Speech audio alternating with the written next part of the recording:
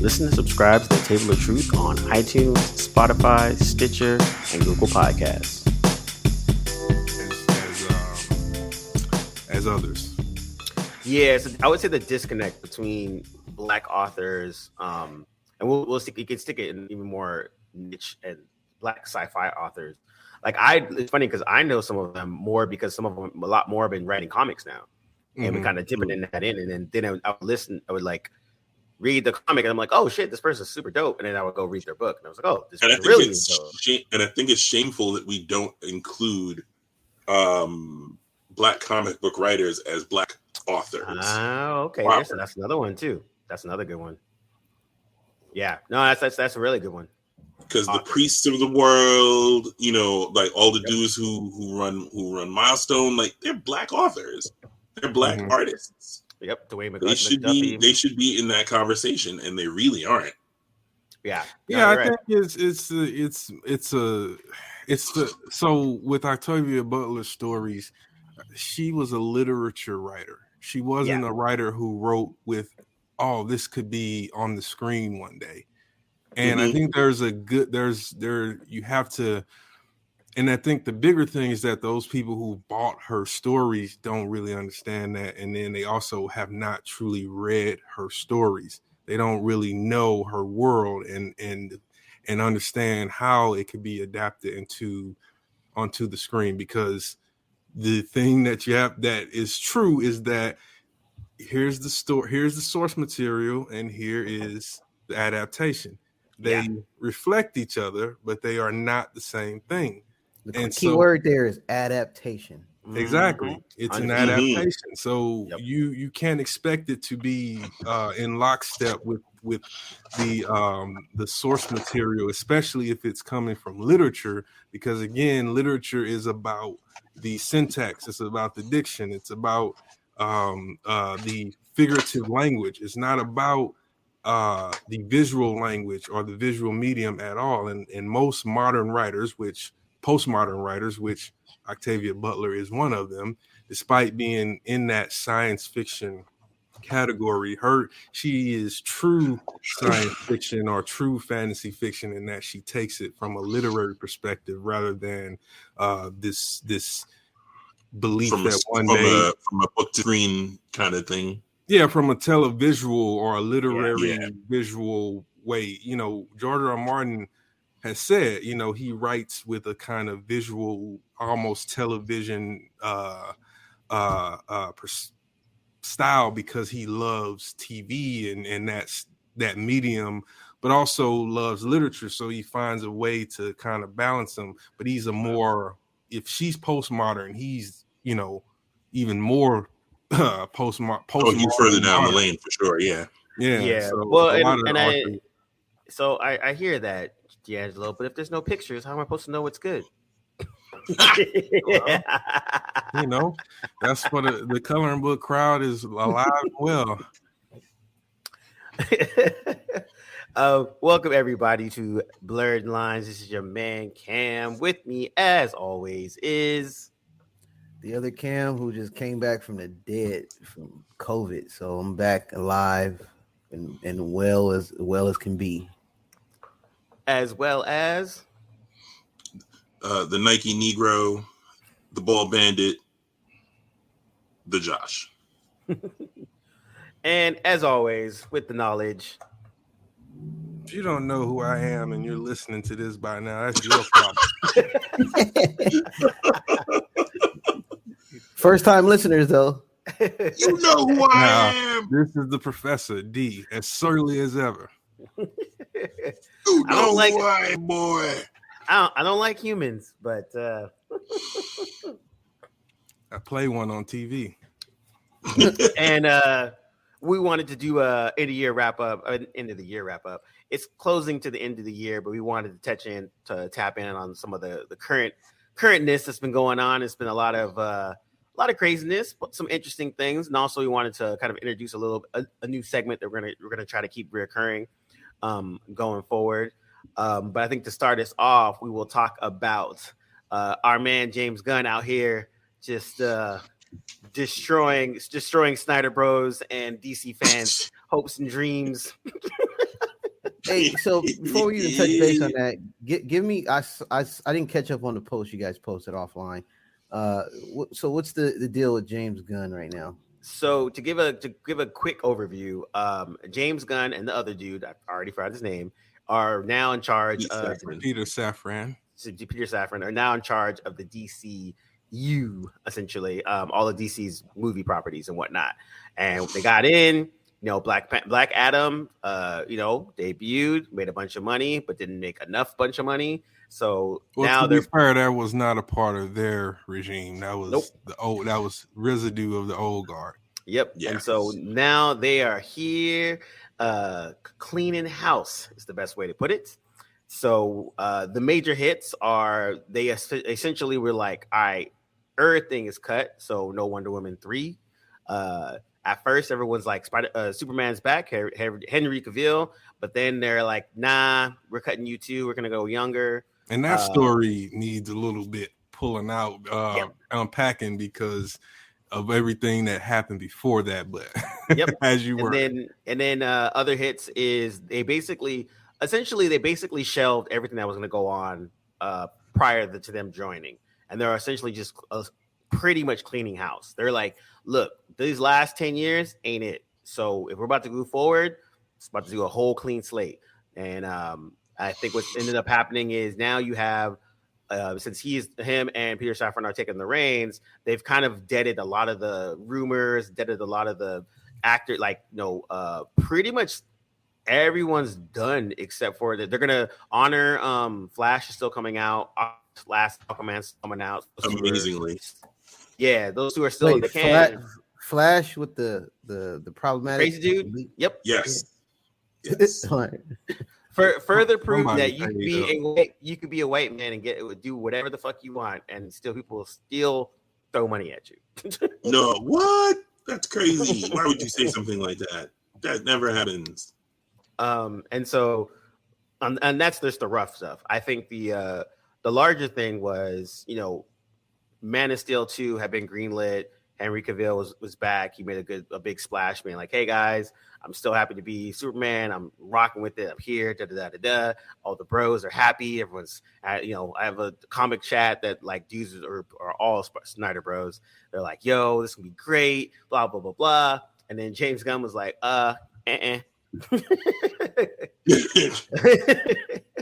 He was like, "Nah, we talked to The Rock, we talked to Henry, and we're gonna go in a different direction." So, thank you for your service. Yeah, God. And The Rock, in petty fashion, has unfollowed both Black Adam and the WB on his socials. So he's no longer Black Adam. Oh no, he's done. Yep. Well, the thing, and so. One of the things that James Gunn did early on, and I thought this was the best example of why just this lack of just reading into too much, and this whatever the fandom is now and Twitter and whatever. But he posted a picture of from Kingdom Come of Superman and the crew around him at a table. And I think the caption was something like, we're planning some things or something big and all that. And so big things are coming. Yeah, big things are coming. People took that to mean he was about to adapt Kingdom Come and Henry Cavill is going to be the Superman of Kingdom Come and all this stuff. Yeah.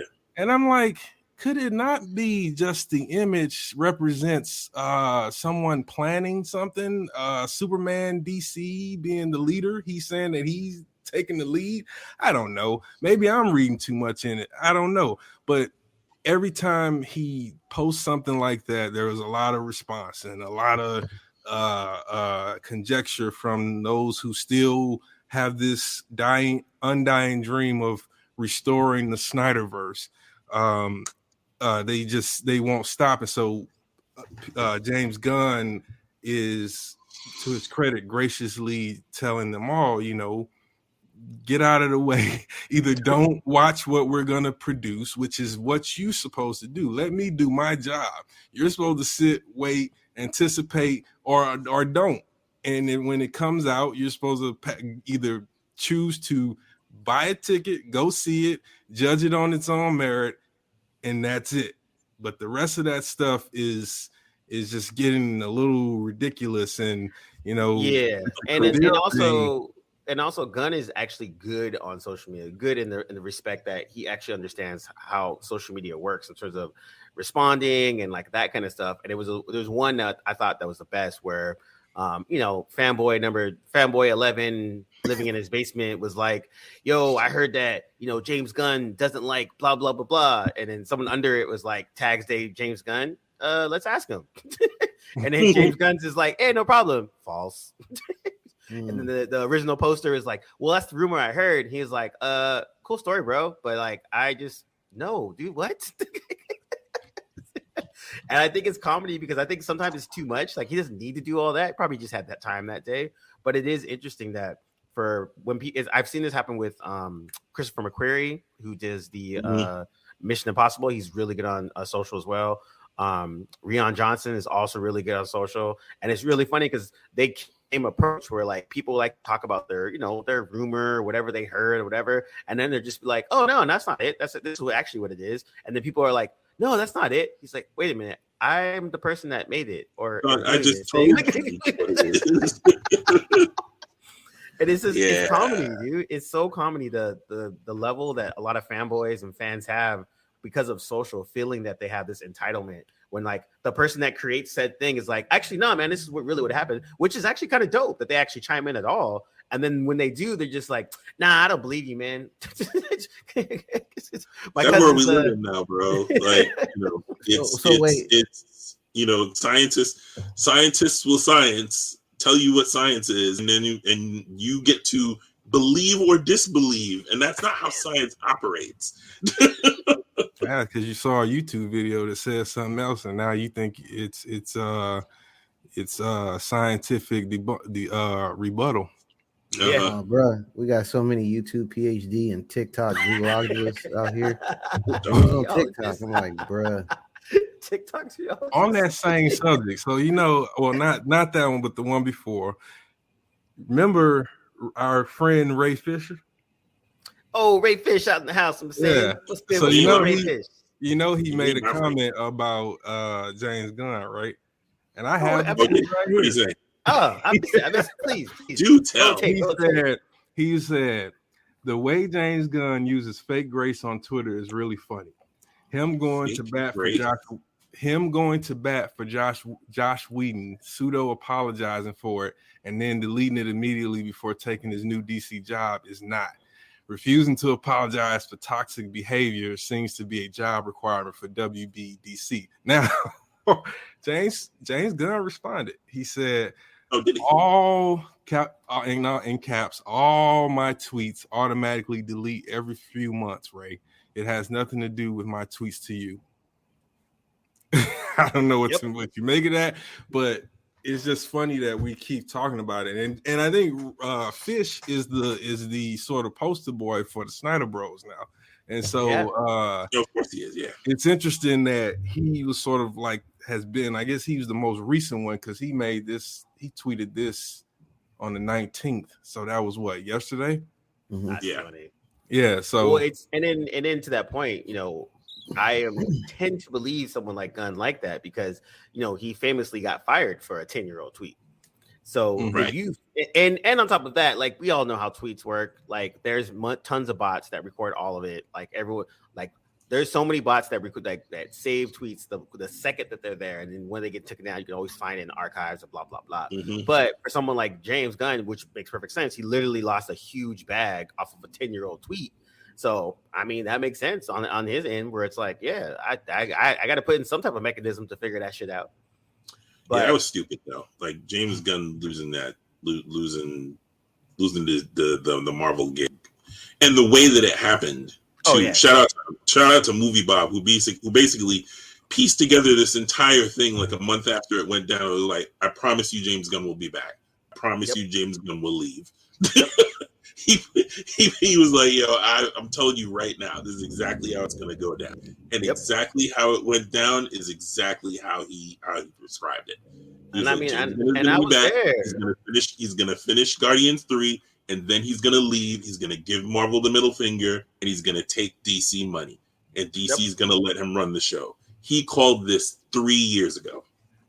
3. And honestly, it makes perfect sense. I mean, I was there when he got fired, and that shit was like, it was a shit show because it was definitely on high shit. Like, yo, this dude's fired. You guys figure everything else out. They had to reshuffle the decks. They had to do all this like internal work to get like make this because he had already turned in his draft for Guardians 3, and he turned his draft in for Phase 4, and this is pre-COVID too. So he had a whole thing mapped out. It was I saw the notes from it. It was mostly like cosmic shit, Quasar, fucking Silver Surfer, blah blah blah.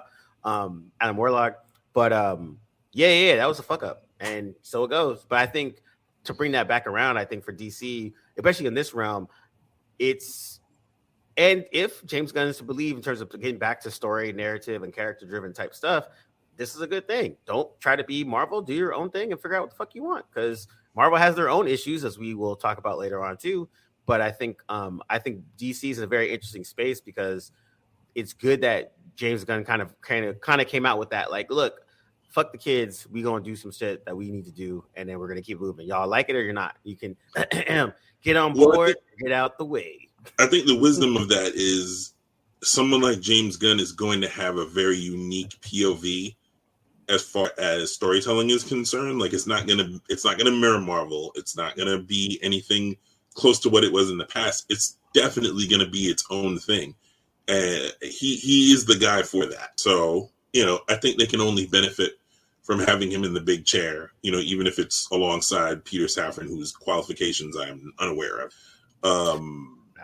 But yeah, it'll be fine. It'll be fine. And the genre this is the same thing that we've all said over and over and over for the past who knows how many years. A healthy DC putting out good movies will only benefit the genre. Yep. So none of this is a problem. That I agree on. I as far as James Gunn and what he will or won't do, we'll see. Yeah. But yeah, I agree. At the end of the day, it's white people problem, so it's not going to bother them in the long run. These are just first world problems. Nah, bro, because the Snyder had this whole vision. You know what I'm saying? You guys don't understand. Vision based on what? The latest color.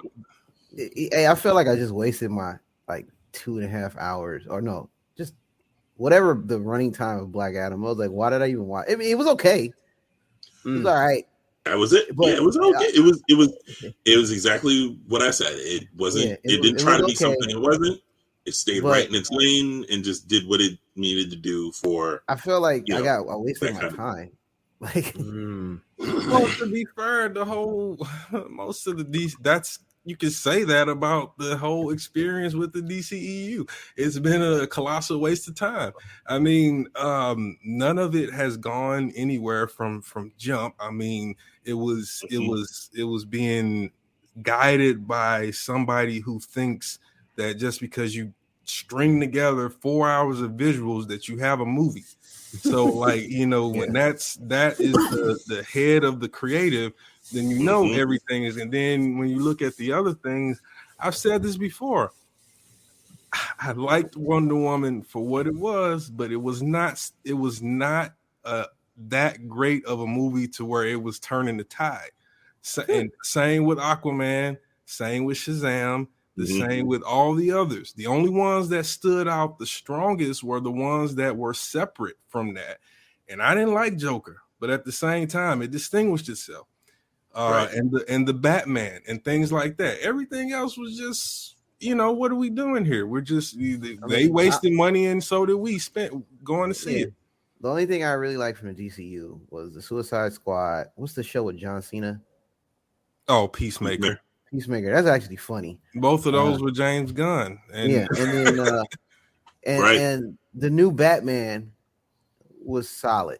I'm just tired. I'm just done with Batman, right? I'm just done with it. But I like the take they did, kind of making it 7-ish in the storytelling.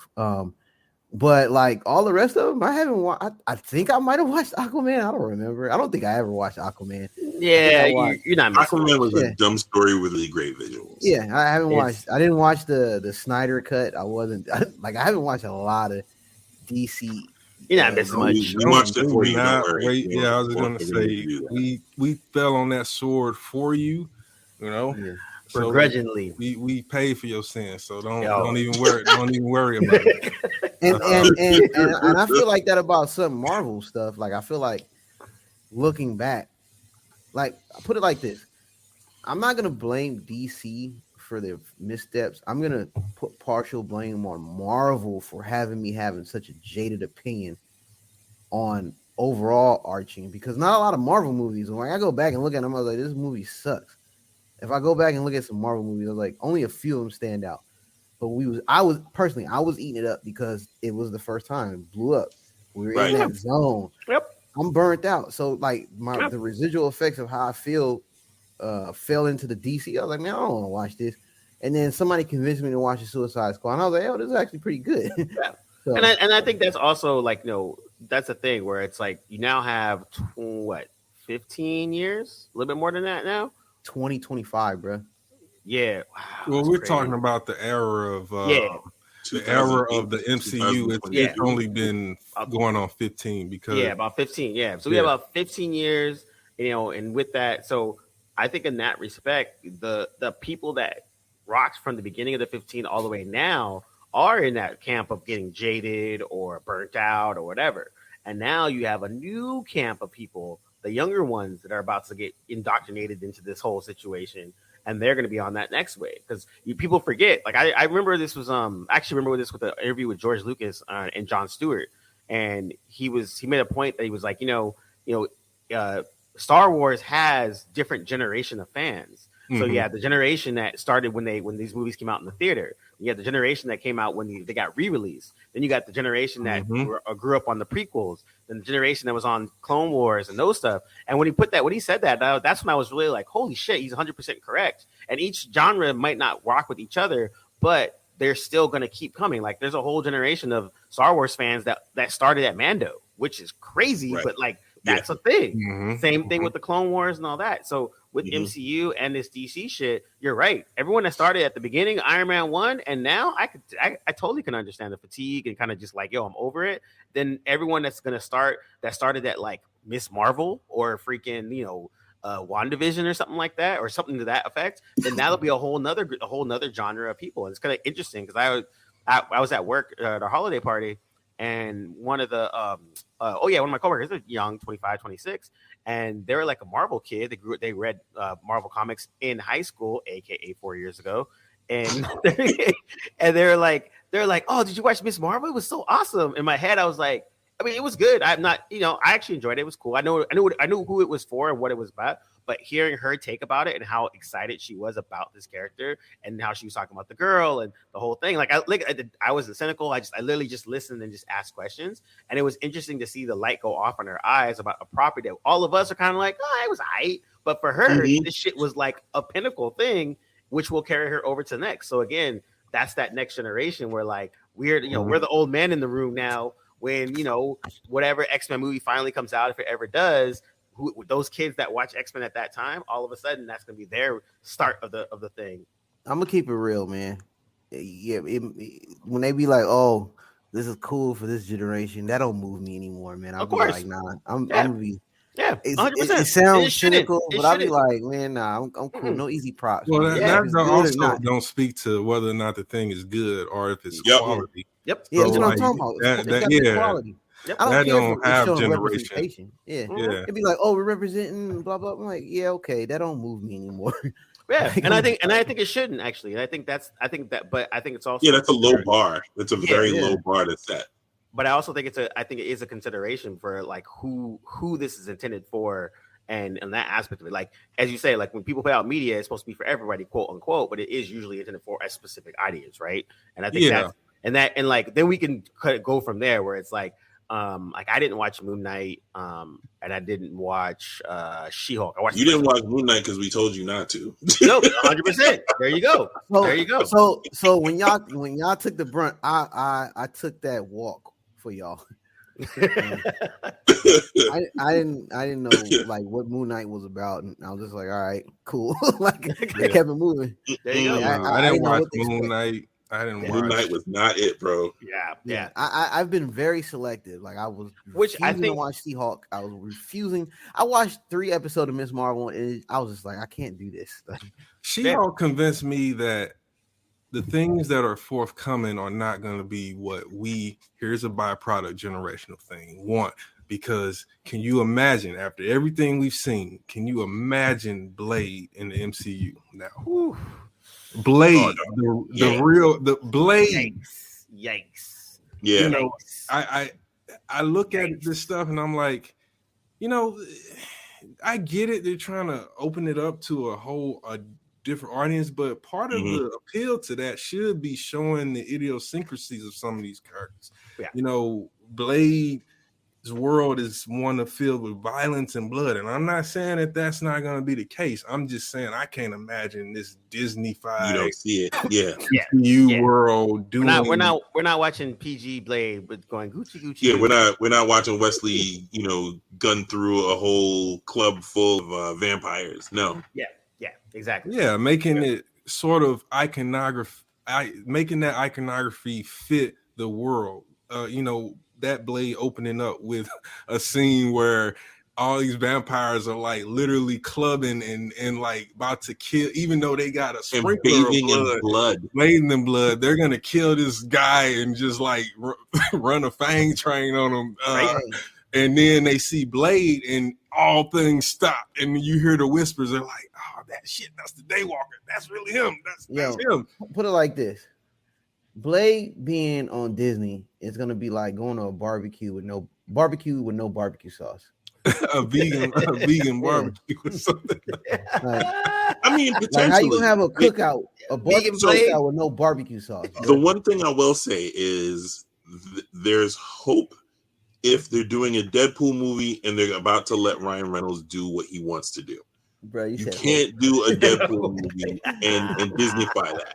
I guarantee they're gonna find a way. They're gonna find a way. Even if he only says fuck once, they can still make it PG-13. Even if he you know, like we're talking about language in his case and probably uber violence. So the uber violence is gone. You can almost guarantee that is gone. So then that leaves the language, the freedom of his dialogue. I guarantee they find a way to. Hey, Josh, we can have a bet right now. We can take a bet because I believe that you might be right, but I don't think that that's going to be the case. I think they're going to dumb down Deadpool. $10 it is, gentlemen's butt. So then now with those problems, Marvel still has a villain problem. And this is something that it's always been there, but it's got more prevalent in the later years. Every villain is relatable, and that's a problem. It's a problem, and I don't see it going away because of that. Like you said, the Disney-fied aspect of things, where no one's even someone like Kang, which is a villain, but they'll probably Disney-fy him and be like, oh, but you know, Boy Kang was really trying to just have the love of his mother, and then blah blah blah blah. And Kang really wanted to love Renslayer. And that is what it was about. You just wanted the love of a black woman, of a curly-haired black woman. Let me ask y'all a question. When was the last movie Marvel villain that was like really something that was like, yo, that was ill? Who was impactful and really put it to the Winter Soldier? Not really. I mean, he worked out later on, so that kind of. You know what? I mean, it's okay to say there isn't one. No. I would say. I'm trying to think. There's been like 30. There's been like 25 movies. Like I would say, let's make the context a little bit more. Let's say first impact, not counting legacy. So then Winter Soldier, for sure. In the one iteration of this character as a villain, was this person impactful? After that, whatever, because literally anyone that survived has now become an anti-hero, blah blah blah blah. But like from the very first impact, is there any villain that actually came in and was like, And so what did the Winter Soldier do that was like boom impactful? Because I would say Hydra was more impactful than him. Who? Hydra. Oh yeah. I would have said Zemo. Zemo definitely in Civil War because Zemo was the Avengers. So you know that I think you could literally say that if Zemo hadn't did what he did, they might have been ready for Thanos, or at least better able to at least on the same page. First salvo. Exactly. Basically, what I'm saying is every villain has been neutered. Yeah, 100%. To one degree or another, absolutely. Yeah, that's the problem we're talking about. And I think that's why I was saying the context of like a first impact, like standalone. I think for me and my money, and maybe it's because I watched Winter Soldier recently, so it's a little fresher in my mind. But to me, I felt like he was because he was the anti-Captain America, because he was his equal, if not his better, and was willing to go the extra mile to do what he needs to do. Whereas Cap has rules, Cap has his morals, Cap has his values that sort of keeps him checked and limited. Yeah, totally. I would say Wanda. I was gonna say, you say that and you start laughing with undercuts. I can't take you seriously. Honestly, Cam's correct. I mean that this is part of Marvel's villain problem, because every villain they neuter him.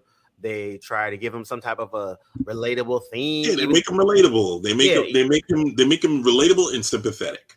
Yeah, the Marvel villain that really did, and we've been dancing around it, that had the most impact was Thanos, and that was because what Thanos did in Infinity War literally was something that had not been done to those heroes. Not only did he kill half of not only did they lose, but he traumatized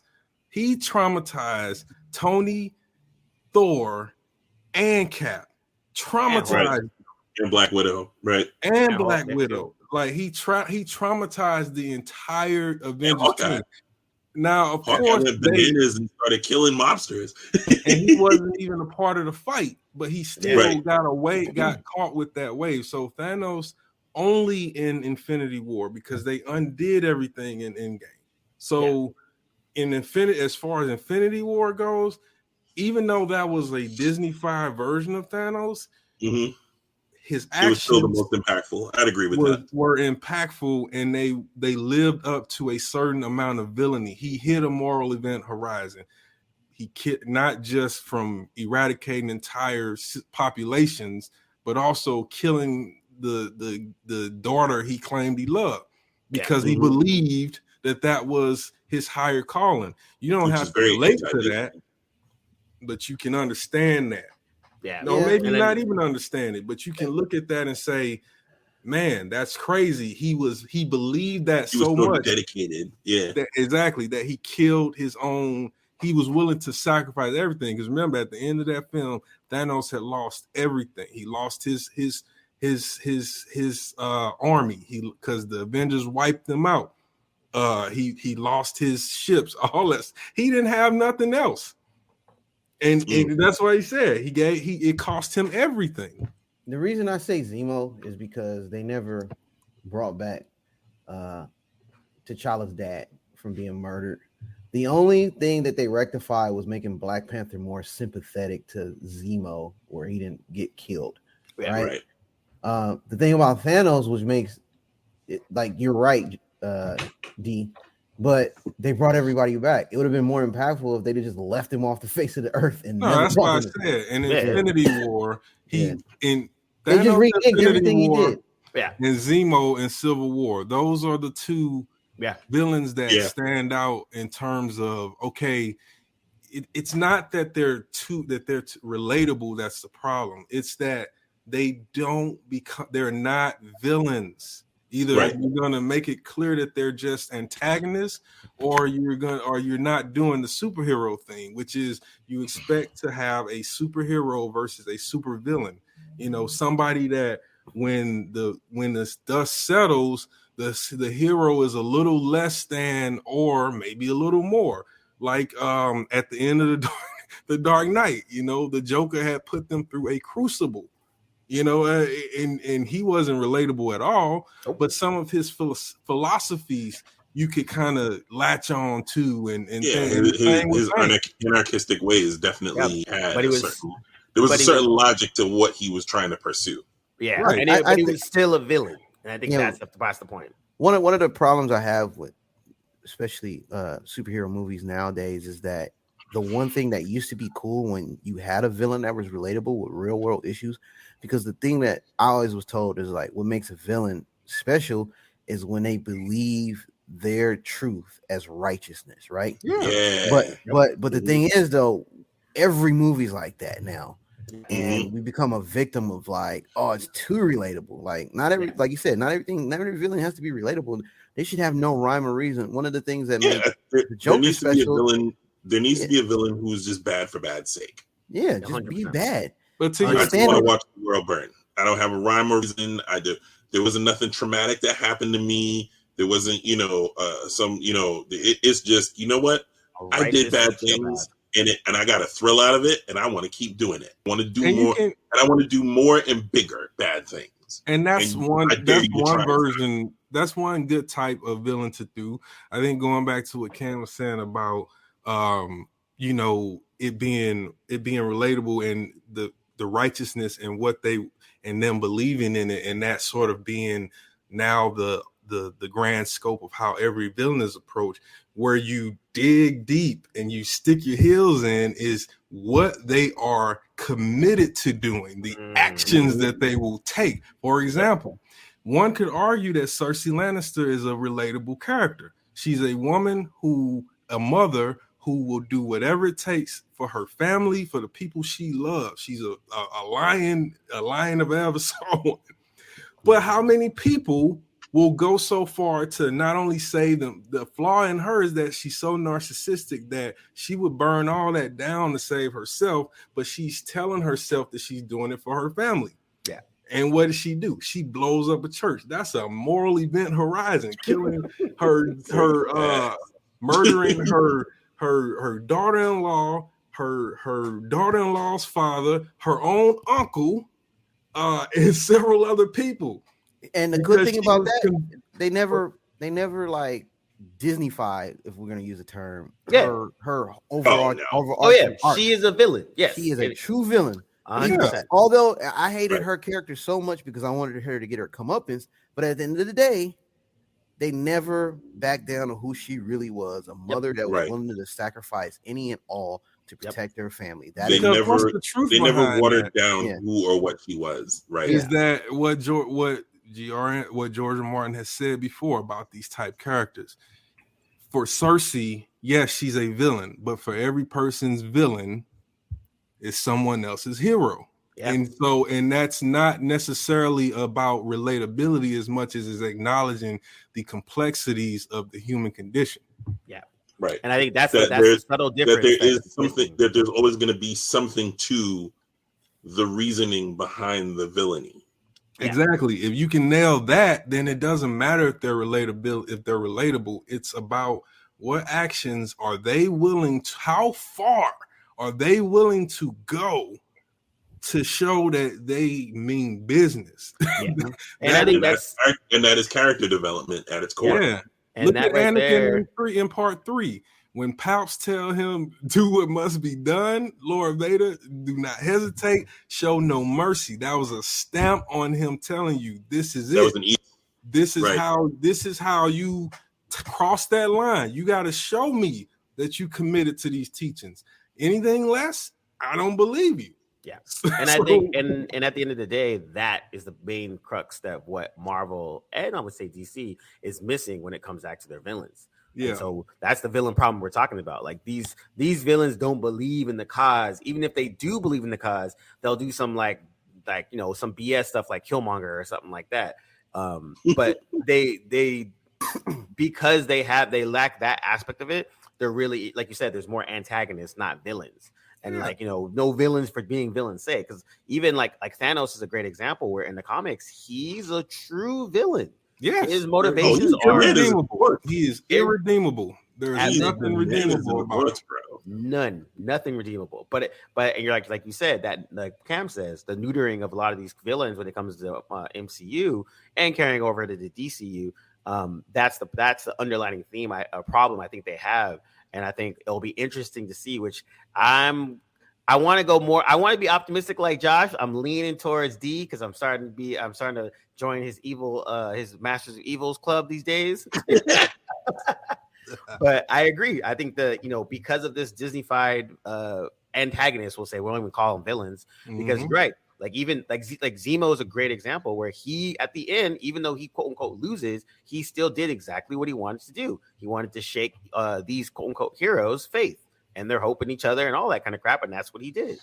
Yeah, and I thought that was dope. And then I mean, even Namor, if villain Namor should have put Wakanda under the ocean. Facts. And at the end, maybe the waters receded when they beat him, but if you don't need them, then and you already extended the invite, most monarchs are like, okay, you've already declared that you're my enemy, so I'm going to destroy you so that you don't have the chance to come back at me. This is ending the line right here. And to that effect, again going back to Cam's comment about being neutered, that's what happens in the comics. Namor is like, yo, dog, it's a wrap. And floods all of Wakanda. How did that end again, Cam? There was something that there was like a split. Like Namor and T'Challa are talking in the capital, and there's still like pools of water everywhere. And it was having their little post-war summit, and basically T'Challa is like talking all kinds of fat, and Namor was like, "Dog, your city's gone. We're standing in puddles of water that I dropped on your capital." So you won, kind of, and then I forget what it was there was some seed that he planted with Shuri. Like he gave her information that sort of subverted everything that we know and everything we think about T'Challa, his rule, and what he was doing while he was king. And basically, Shuri kind of walks away from him like, "Dog, I can't like you. I don't even know if I can call you my brother anymore." I forget what the thing was, but like. And then that was that. Like T'Challa won. Like T'Challa won the battle, but Namor kind of still took a chunk. Yeah, and it was the same. It was the same with Doom, and when Doom won. You're right. Broke T'Challa was like his first quote unquote major loss, and Doom, like, and that's the other aspect of it too. I'm with D on the part of Blade, because if we're gonna be getting a neutered Namor, if we get a fucking neutered Dr. Doom. Yo, I might have to turn it in, guys. You can't have it. That would be the third iteration. Well, I would agree with that statement. I will have a serious problem if we get a whack. But to Cam's credit, that's what they've been neutering every villain. So if we get neutered Doom, if we got neutered Thanos and a neutered freaking Namor, then it stands to reason we can expect a neutered Doom.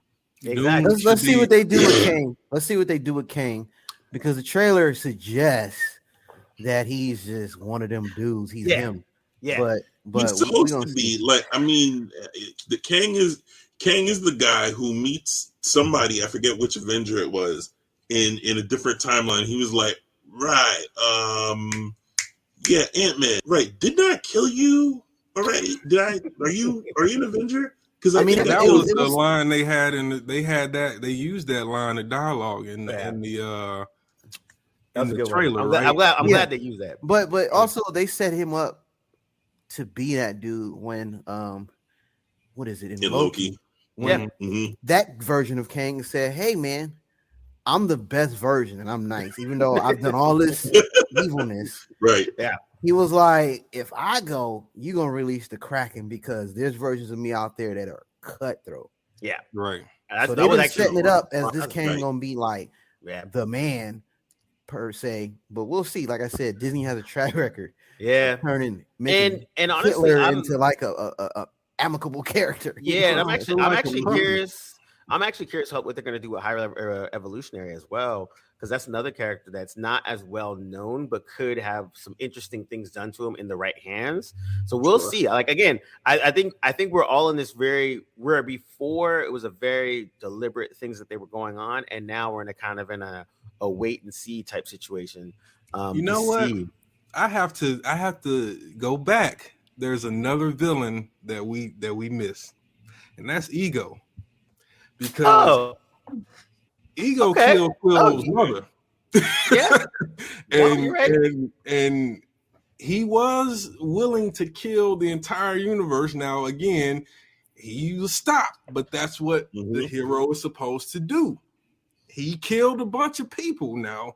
And then the biggest part of his villainy is when Gamora and Nebula accidentally stumble on this like mass grave of like all these baby skulls, children that failed him, that he just was like, oh damn. Exactly. I'm out here spreading my seed. Y'all being less than. I can't handle that. You know what? That's a good point. That's a good point. To James Gunn's credit, he improved upon Ego where they had kind of failed with Ronan. Ego was a lot more of a, and that's why I think, because Adam Warlock has been more anti-hero, why the High Evolutionary has the opportunity to be a full-length villain, because he's operating on a consciousness that is like straight up scientist, like like of the highest regard. Like imagine a sociopathic scientist, So, and honestly, a High Evolutionary has that, and done like recently in the recent X-Men comics. He comes in and he's like, yo, X-Men, you guys got your own planet now? That's dope. Yo, here is a bomb to kill the rest of the humans so y'all can just take over. So what's good? And then X-Men is like, no, X-Men's like, what are you doing? We're not going to kill the humans. He's like, why not? They're beneath you. You guys have your own planet. You guys don't need them. And like, of course, X-Men start fighting, and then High Evolutionary has like his half animal, half man peoples, and they're having this big, humongous fight. And then, he's winning, and then High Evolutionary is like, wait, what are we fighting for? Like, all I really want is this mutant's blood. After that, I'll walk away. If you guys want the bomb, cool. If not, I'm out. I don't really care about what you guys do with this total planet. Experiment. Yeah. It's like Metron in DC, right. Like in Young Justice, where where he comes in and they're like, all right, so you're gonna save him, save Vic, and he's like, oh, I think you misunderstand me. This is the first time a mother box has merged with human flesh. I want to see this. And I think those are the types of villains that kind of need in MCU and in DCU, because you need literally the people that literally give zero fucks. Like, I'm going to be alive for a very long time. This is a quick second in time. Whether y'all heroes win or lose, cool, man. Let me know. I'll see you guys in 100 years. So whoever's around, we'll talk. But everyone else, and I think that's there's a big opportunity to do that with Kang. Yeah. There's Kang needs to piss off the Marvel audience, and I mean in a good way. Like, he needs to. We're not supposed to leave these theaters with a kind of sense of, I could have cared less if the hero won. And I think that's been the pattern, and it's a little odd. With Killmonger, it was kind of unavoidable, because you're doing a film that has a black focused narrative, and it's dealing with these two ideologies. And so when there's a history behind all that, but with some of these other villains, is like, again, Ego, Zemo, and Thanos. I don't know if it's a coincidence that they all have the O at the end of their name. My name is D'Angelo. I don't know what I'm saying right now, but but maybe there's a correlation there. But those three, the ones that end in O, that was in the MCU, they were the villains that Marvel needs to look for. They're the ones that the MCU deserve. See, I like that. So before we forget, so out of the four of us, only one person went and fell on the sword to go watch Avatar. The Way of the Water. So let's hear that. With that, we are now going to introduce our new segment. Josh, I forgot what we called it, but I'm gonna let you finish it. But the one man review. Yes. So in this thing is, normally we'll all watch something, we'll come together as a consensus, and we'll talk about it. A lot of times it's something that D doesn't really want to watch, but he'll watch it anyway because he's a soldier. But this time, all of us are kind of like, I don't know about this one. And Josh fell on the sword. And what the goal of this type of thing is, going forward, when there's something like this, and one of us is like, I kind of want to see it, but no one else does, they'll come back to us, kind of tell us a review, and then we can have a conversation. Josh, before you go, Cameron, want to make a slight correction in the way you frame that. When you said we don't know about this, no, we did know about this. We all made a conscientious effort to say we're not watching Avatar. Very, very true. I'm glad you said that. I'm glad you put it in those words, because I absolutely said that I will not go see that film or the 4 sequels to follow. Yes. So Josh, the floor is yours. With that, the one-man review featuring Josh. So, where to begin? Okay, so first off, it's a much better story than the first one. I'll start with the positives. It's a much better story than the first one. It makes more sense, the things that happen. They don't waste a lot of time getting into where they are in the story. Basically, it's, I don't know how many years. Basically, Jake Sully, the human paraplegic who gets an avatar in the first movie, joins fully with and becomes one of the Na'vi by the end of the first movie, and so now his life picks up in the second movie. He never get Zoe Saldana's character's name, but basically, they get married, they have kids, they have like 3-4 kids. Apparently they were quite busy. So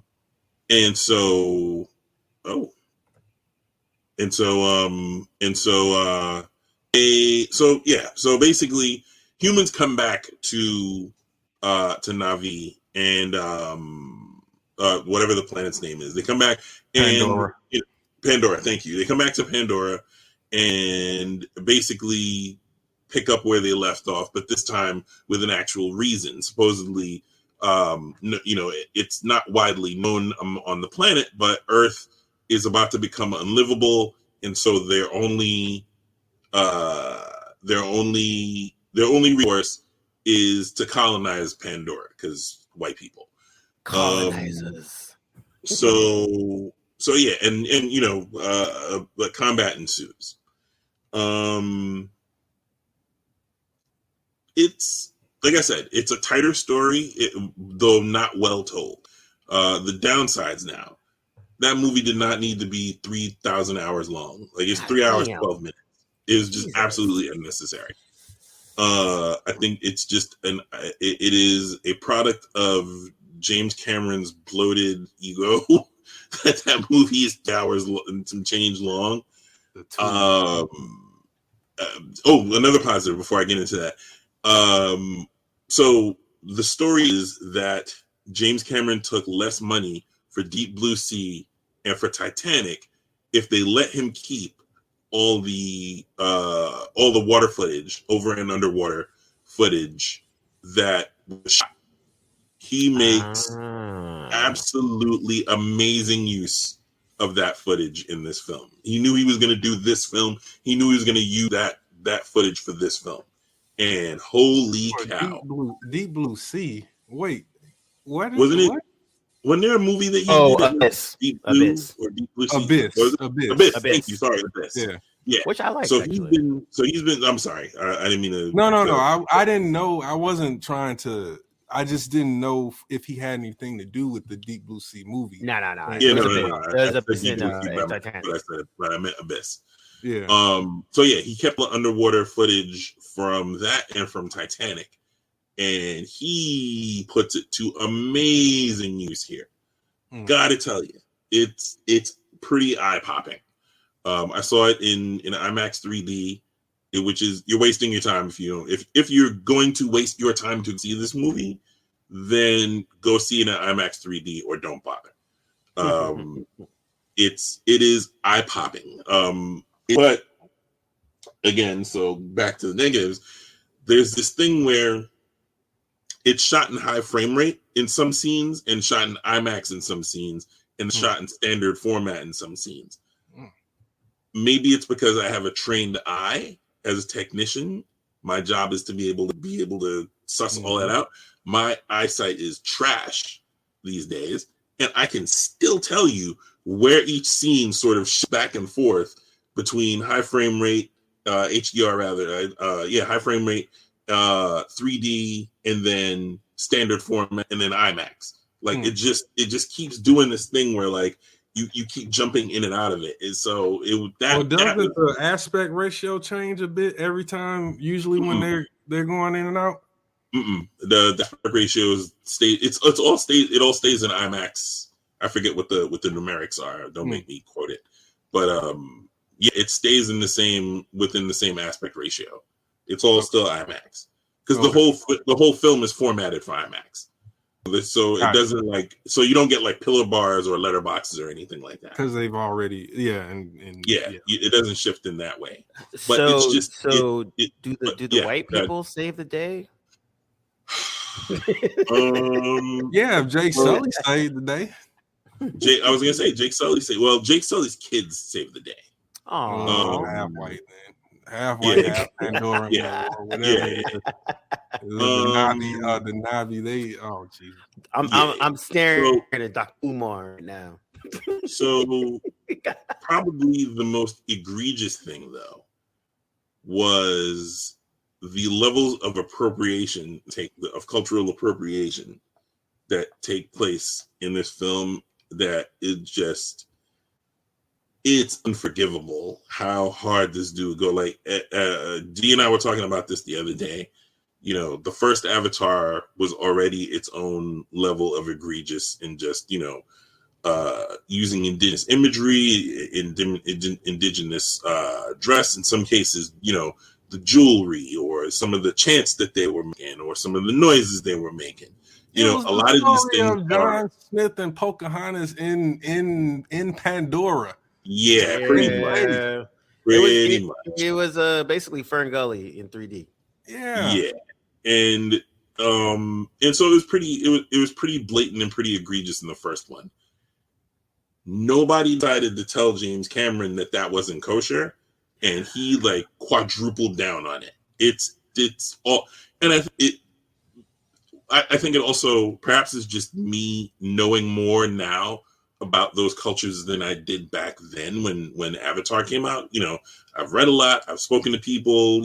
I have fam from Ghana and other parts of different parts of Africa who sort of put me on. I have a friend who has a degree in ethnic studies with a focus on like indigenous imagery or something like that. Who just will, just by being around him, he'll be like, that's from this, that's from that, that's from that. And so I picked up a couple things, I've learned a little bit since then. And I don't know if it's that it's that much more or that I'm that much more sensitive visually to it, but oh my God, this dude just like, there's more, like, because they visit a weird tribe.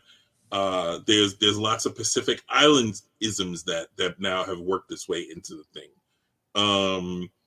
They do like a little fake sort of haka kind of deal.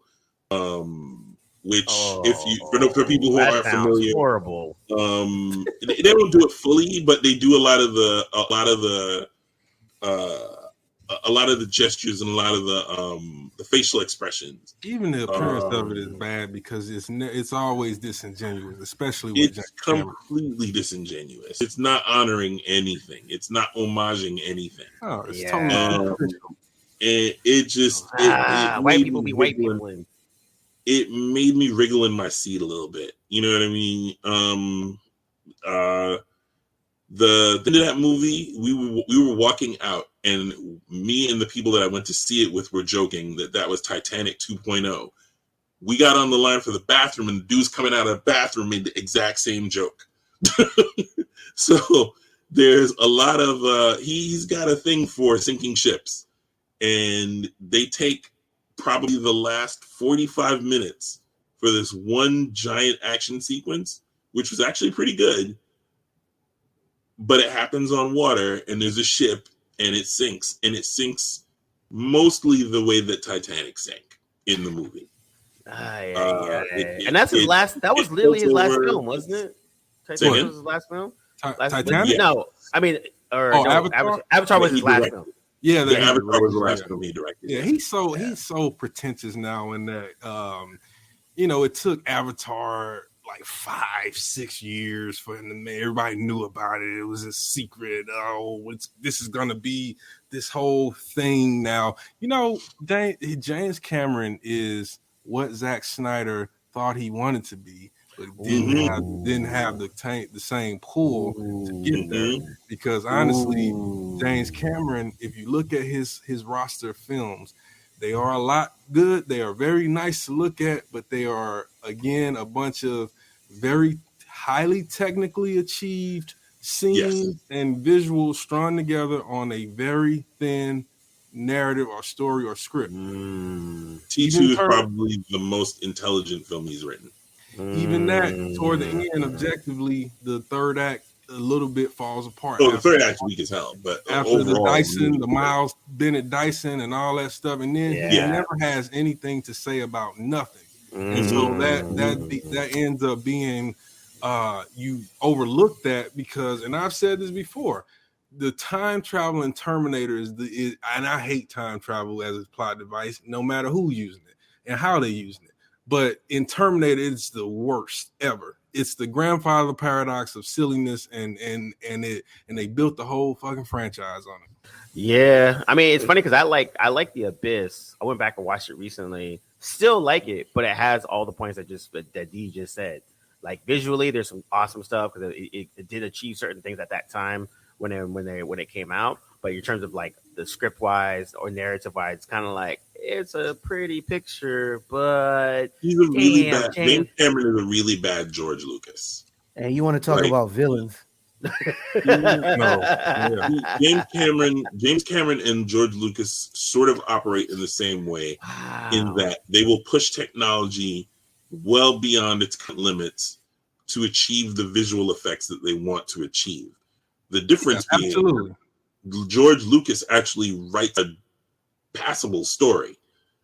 James Cameron is not necessarily the greatest story guy in the world. It's very evident in the first Avatar movie.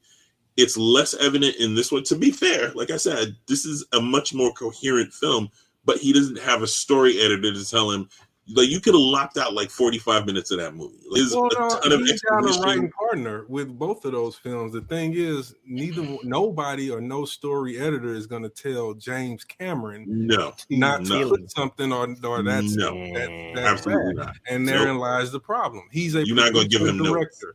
You're not giving James Cameron make story editors great again. Damn, Zack Snyder is a poor man's James Cameron. That hurts. Yeah, it's true. It's very true. None of them have a filter through which someone will tell them, hey, you know what? This is a really bad idea. Or you could just wrap this up with one line of dialogue. Or you could just not have it in there and let this other scene tell that story. Or you should read The Hero of 1,000 Faces by Campbell and understand how the hero's journey works and how storytelling works, and you might get somewhere. All those new Hollywood guys had their carbon copy. Spielberg got J.J. Abrams. To be fair, I think this movie on a narrative level does a Cliff Notes version of following the hero's journey. Everyday life is happening one way and it's interrupted, and then you have to accept the quest or deny the quest. Like, he definitely has elements of it there. It's just not that well executed. But it's better than it's better executed than the first movie. But it's kind of it's kind of the hibachi version of it. That's the best way to put it. So before we go any further, I just want to say James Cameron has a 40-year career as a director. His movies, this is from 1982, his movies go as follow. Piranha 2: The Spawning. Which he doesn't claim. Wait. He will say he will claim he didn't direct that. The Terminator, Aliens, The Abyss, Terminator 2, True Lies, Titanic, Avatar, The Way of the Water. Aliens is another example, a perfect example in how narratively inferior it is to Ridley Scott's film. Like it's again, action wise, visual wise, it's good. He got some one-liners in there. Get away from her, you bitch. And of course, that's the thing that everybody remembers because it's like he made popcorn for pop culture. And Ridley Scott was a whole, another thing. So yeah, I mean, honestly, even with Avatar: Way of the Water, even if it is like the Kabachi version of the hero's journey, I mean, that's true for like every mediocre film that they put out. It's all somewhere in there, but for a movie that they spent what? $600 million. Jeez, you would expect that thing to have a Oscar nominated script. Hey, I want to have some bail for Aliens. I will readily admit, Alien is a better movie than Aliens, but I like Aliens because I relate that for a hip hop reference.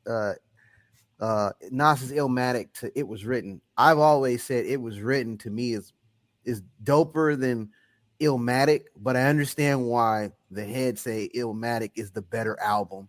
I always say like It Was Written was dope. Yeah. So Aliens, for what it is a really good movie in my eyes. No, it is. It's a good movie. It's very inferior storytelling wise. And how it's approached to Alien, because Alien is a different beast. Yeah. Aliens for me, you're right, was popcorn. I was young, and I'm still into that movie. Even though I know what it is, it's good. It ain't better than Alien. It's not like anything like, yo, this was amazing story. You just enjoyed it more because it's very different. It's very one different. of those early examples of sequels that kind of went the opposite, where the new director, it just went totally the opposite, because the first Alien is focused on themes like claustrophobia, the terrifying, the wonder, but yet horribly scary idea of being in deep space and encountering something literally alien, and in the way that it happened, it was just, there was more in the form of cinema in Alien than there is in Aliens. And I think with Aliens, it's more in the form of Hollywood than Aliens is an action thriller sci-fi. And it worked. Exactly. Yeah, and it did. It worked. It totally worked. It worked in spades. Yeah. For sure.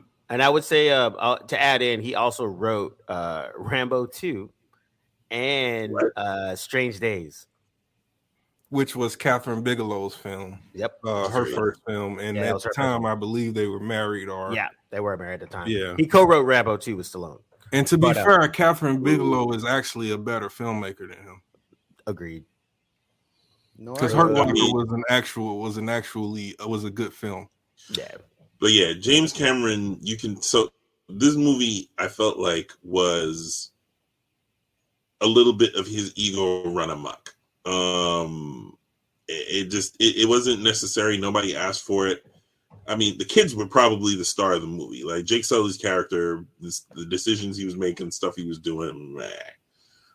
There's some things that happen that they don't pay off because James Cameron is not a great writer. But yeah, so I give you one prime example. There's a human kid who gets adopted into the sort of family on Pandora, and Zoe. So he's the son of a Marine who they kill at the end of the first movie, and so he's there, and his father, who is reincarnated as an avatar. They actually did that very intelligently, by the way. It sounds stupid, but they actually were smart in the way that they did it. he's reincarnated as a fully grown avatar, cloned into the same in the same fashion that Sully's body was somehow. So they do that, and like I said, towards the end of the movie, he's got a knife to one of the girls, to one of Sully's daughters' throats. And so Zoe Saldana was like, "Son, listen, I got your kid. Like so I have your son, you have my daughter. Let him go, or I swear I'm gonna put this knife through your boy's throat." And she legit tests him.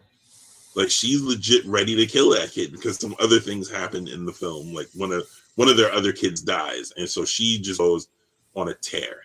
To their credit, they use her character sparingly, but when she shows up, it's impactful. It makes sense for the narrative, and it does whatever it's designed to do in that scene.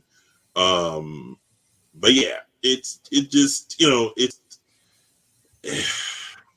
like I said, it's Cameron's ego run amok. It's a rich white man making a film with no sensitivity towards the sources and the imagery that he's pulling from, whether it be spiritual, ethnic, racial, whatever it is. He just didn't seem to give a shit and thought it was cool to add in the things that he added in.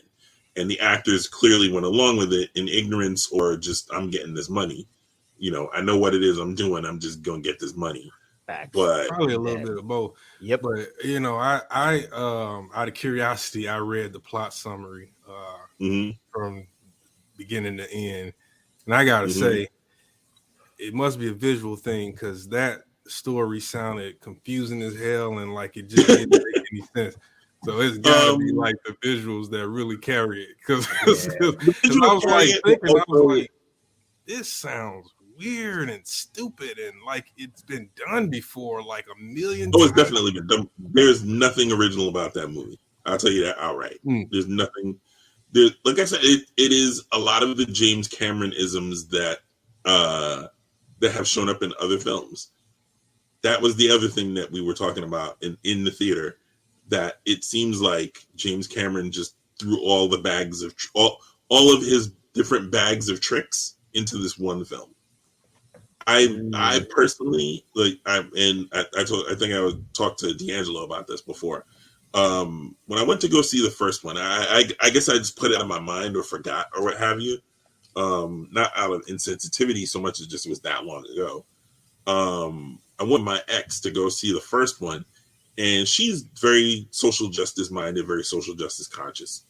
And she was shaking in the theater when she saw it. She was just absolutely beside herself, angry, in tears, watching this movie and looking at the appropriation of what looked like largely native ethnicity, culture, imagery, call and response things, it was just all over the place. And she was just livid that not at me, but at the movie.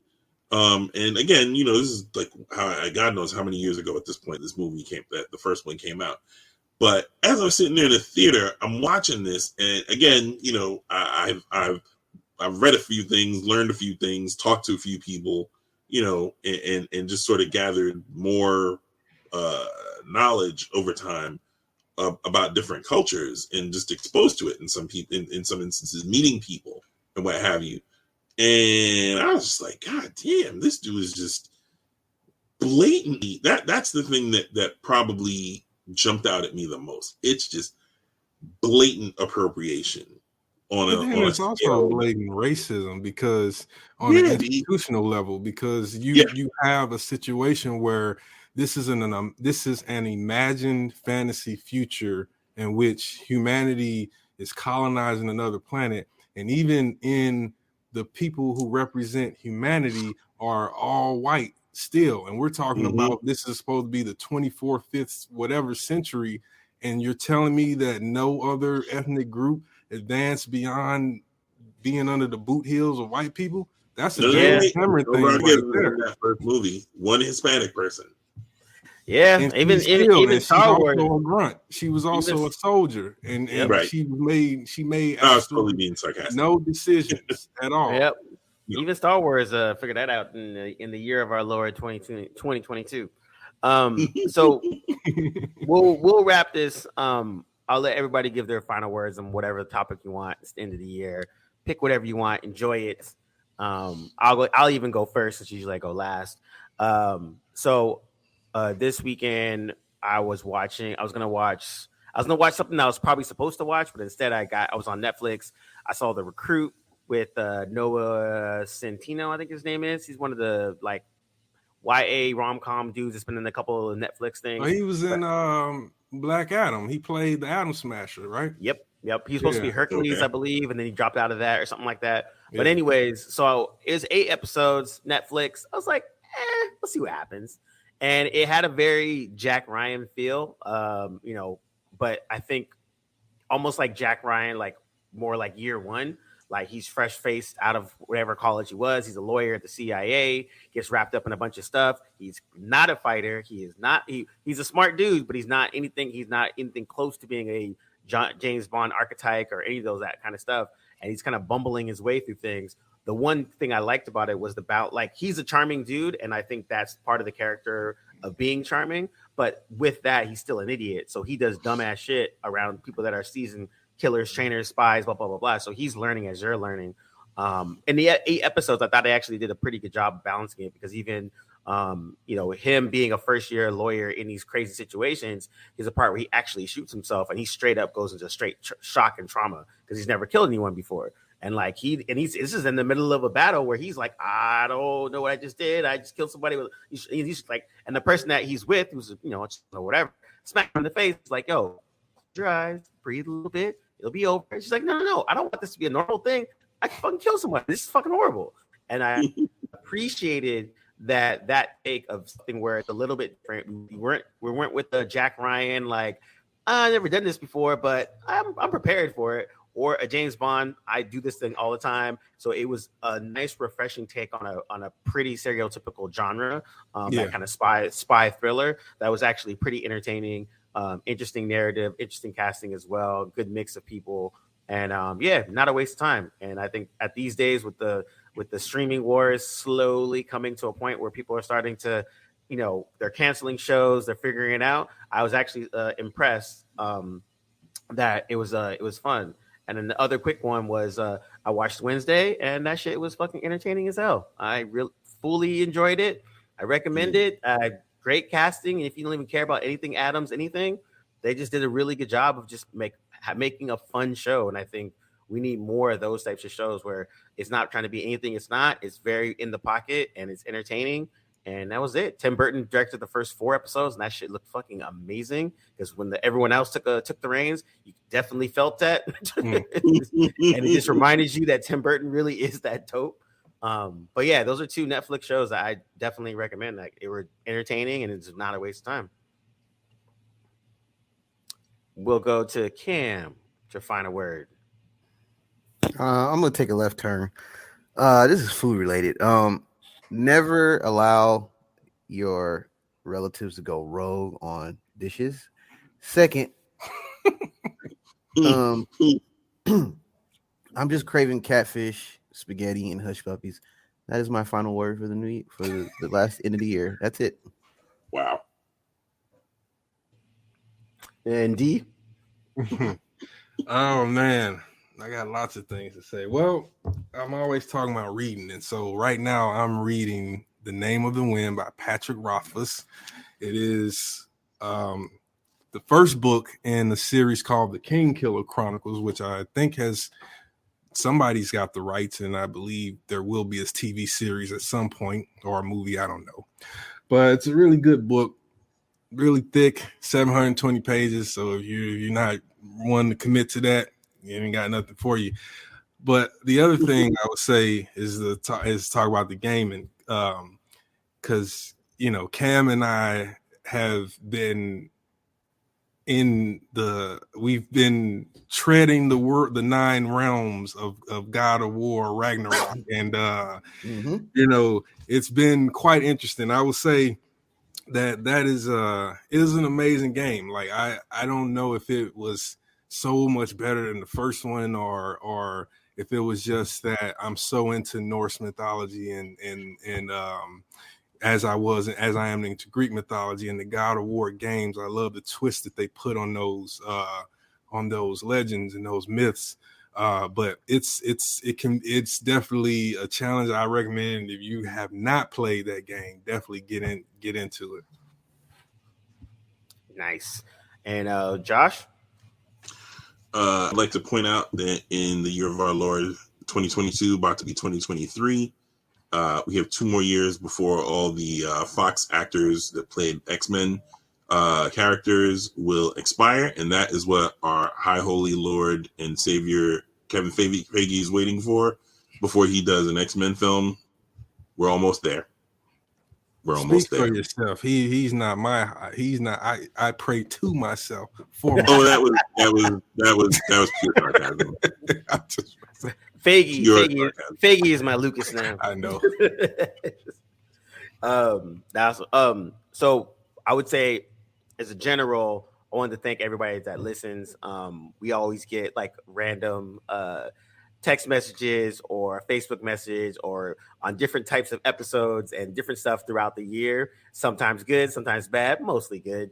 But we appreciate everyone that listens to us and folks that like are like actively asking us like, yo, wait, how come you guys didn't review such and such? Wait, did you guys watch this yet? Or blah blah blah blah.